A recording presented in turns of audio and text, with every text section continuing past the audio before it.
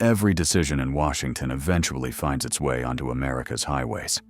When Donald Trump placed tariffs on billions of dollars worth of imports, especially from China, he wasn't just waging a trade war overseas. He was reshaping the flow of goods inside the United States. And for truckers, that meant higher costs, unpredictable freight demand, and an economy that forced the industry to adapt overnight. Today, we're unpacking the real story of how Trump's tariffs changed the trucking industry, for better and for worse.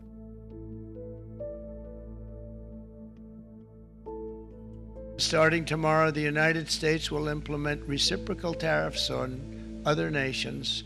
It's been a long time since we even thought of that.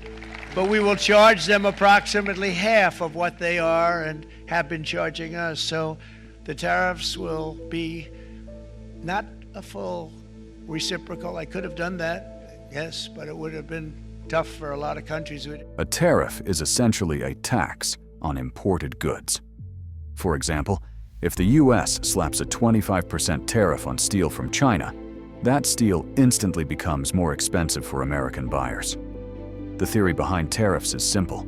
Make foreign goods pricier, so US companies will buy American. But in reality, tariffs ripple through the entire supply chain. That means higher costs for shippers, manufacturers, and ultimately, truckers moving that freight. I did a 90-day pause for the people that didn't retaliate, because I told them if you retaliate, we're going to double it. And that's what I did with China, because they did retaliate. So we'll see how it all works out. I think it's going to work out amazing. I think that our country is going to be at the end of a year or shorter, but I think we're going to have something that nobody would have dreamt possible. They're all calling, how do we do this?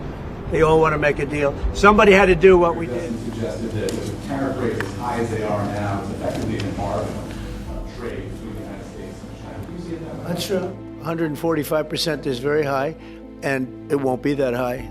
It's not going to be that high. It got up to there. We were talking about fentanyl, where, various elements built it up to 145. No, it won't be anywhere near that high. It'll come down substantially, but it won't be zero.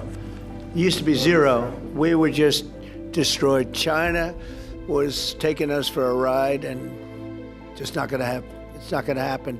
We're going to be very good to China, have a great relationship with President Xi, but they would make billions and billions and billions of dollars a year, and they would build their military out of the United States and what they made, so that won't happen. But they're going to do very well, and I think they're going to be happy, and I think we're going to live together very happily and ideally work together. So I think it's going to work out very well. But no, it's at 145%. There will not be anywhere near that number. Trump's administration imposed tariffs on over $360 billion of Chinese goods, targeting industries like steel, aluminum, electronics, and machinery. China retaliated with tariffs of its own on American exports, like soybeans and pork. For trucking, these moves shifted demand. Some goods slowed to a crawl, while others saw sudden surges as companies rushed to import before tariffs kicked in. It got worse over the last,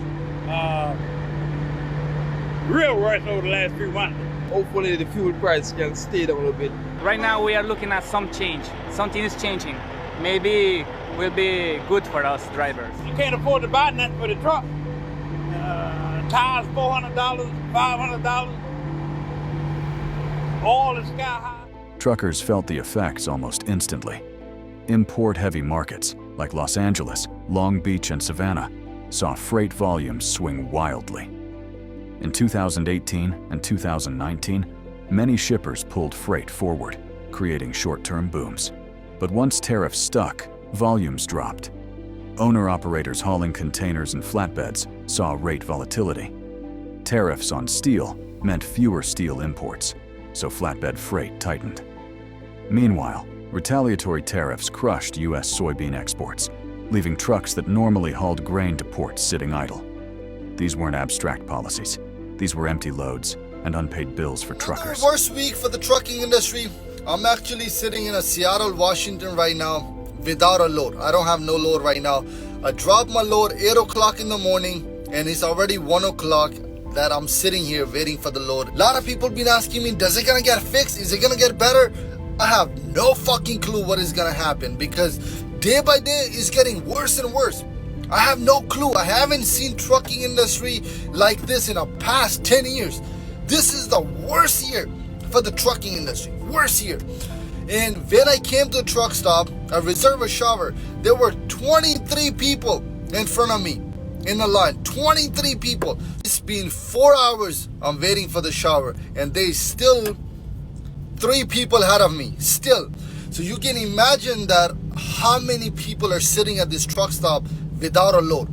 All the truck drivers, we have nothing else to do besides taking shower all day. Pray for everybody. Stay safe on the road. Tariffs didn't just hit demand, they fueled inflation. When tariffs raised the cost of imported goods, U.S. companies passed that cost downstream. For truckers, that meant parts like tires, brakes, and trailer components, many sourced from China, got more expensive. Think about it. The very equipment needed to keep America's trucks rolling was caught in the crossfire. Even repair shops saw delays and rising costs. The trucking industry, already running on thin margins, had to swallow higher maintenance expenses while chasing inconsistent freight.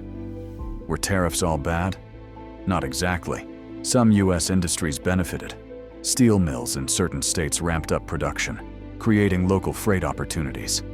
Domestic producers of aluminum, lumber, and manufactured goods temporarily enjoyed more demand. But these gains were uneven.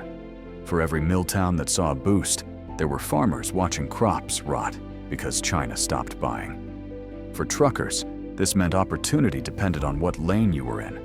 If you hauled domestic steel in the Midwest, tariffs looked like a blessing. If you hauled soybeans to Gulf Coast ports, tariffs felt like a curse. By 2020, the trade war collided with the pandemic. The combination magnified supply chain chaos. Tariffs disrupted traditional trade lanes, while COVID exposed how fragile global shipping really was.